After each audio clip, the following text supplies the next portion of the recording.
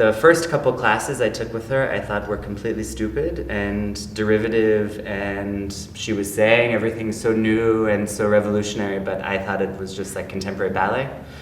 And then I saw the piece that she made on the students at the end of the summer, and these students had been doing counter technique with her for 6 weeks, and I could see that something really had shifted in their mentality, physicality, all of that. So then I realized I had made a mistake earlier, and then I started being in touch with her and training more. When she would come to the States, I would go follow her to wherever she was.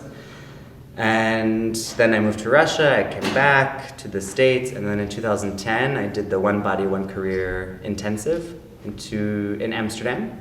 And then I was invited in 2012 to go become a teacher, so I went to the teacher training in 2012. Dancing career is a challenging one, and that dance training is challenging, and that even though we work very hard and we are very serious about our work, it's important to also have fun and to enjoy moving and to enjoy thinking about moving and to enjoy taking risk. And so in class, that balance between really serious intellectual work and really serious physical work and having fun is something that I always try to work with.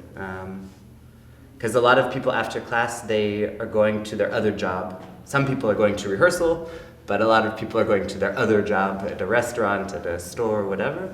So if this can be 2 hours of fun and exercise, and I don't know, I think that's could be really nice for people.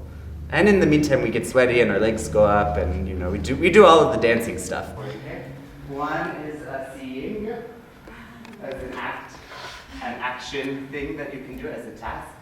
So even though it's like, whoa, lots of direction changes and turns and stuff, you can keep...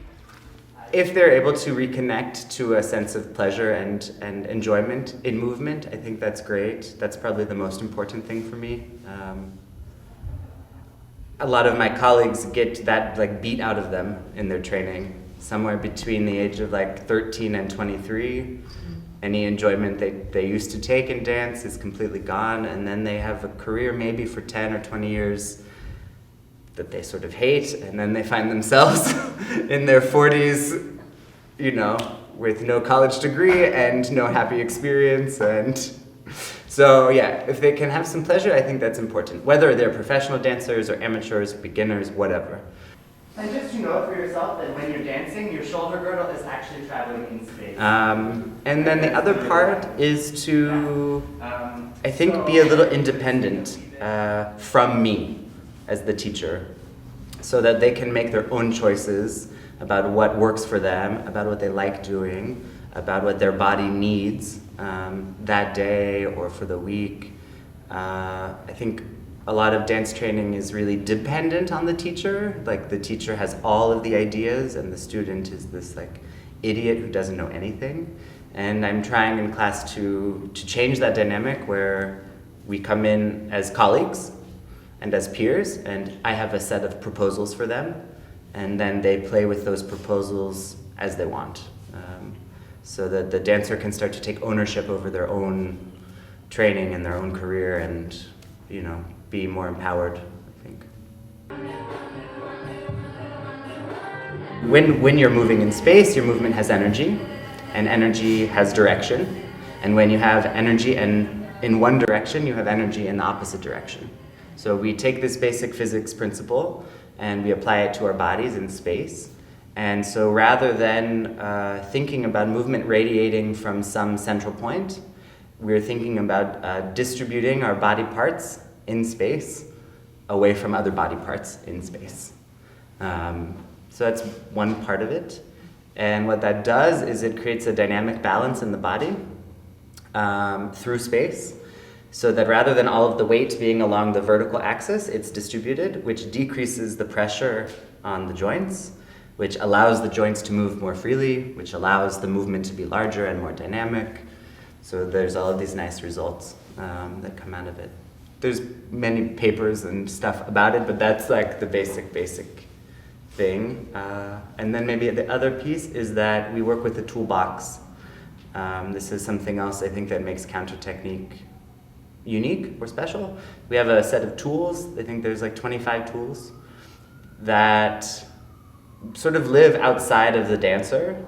Anouk describes it like a closet in your house that you like walk into and you see what's available, and then you try something on and you work with it for a little bit. Maybe you like it and you keep working with it. Maybe you don't like it and you put it back and you go get another one. So the dancer, this is how the dancer starts to become a little bit more empowered, is that they are choosing what tools they are working with. And they use the tool as long as it is useful. And as soon as it's not useful anymore, they like let it go and then take another one. So it removes the pressure on the psychology of the dancer as well. We have a really simple tool called seeing, which is just the act of seeing, the way that I'm seeing you now. Or I can shift and see her over there. And that's one of the simplest ones that we work with. It's actually a tool. It is called seeing. It is a thing. And seeing does a lot of things, right? To see something else is to acknowledge distance, which is to allow the body to acknowledge space, right? So as soon as you're seeing, you're working in 3 dimensions, like in that very moment. The other thing it does is it helps the dancers focus widen away from themselves, because dancing is usually very self-referential. And if you're actively seeing, then like now we're in a dialogue. I can get closer to you or further away from you, or we can like, so it helps decrease a little bit, I think, of the stress and the pressure.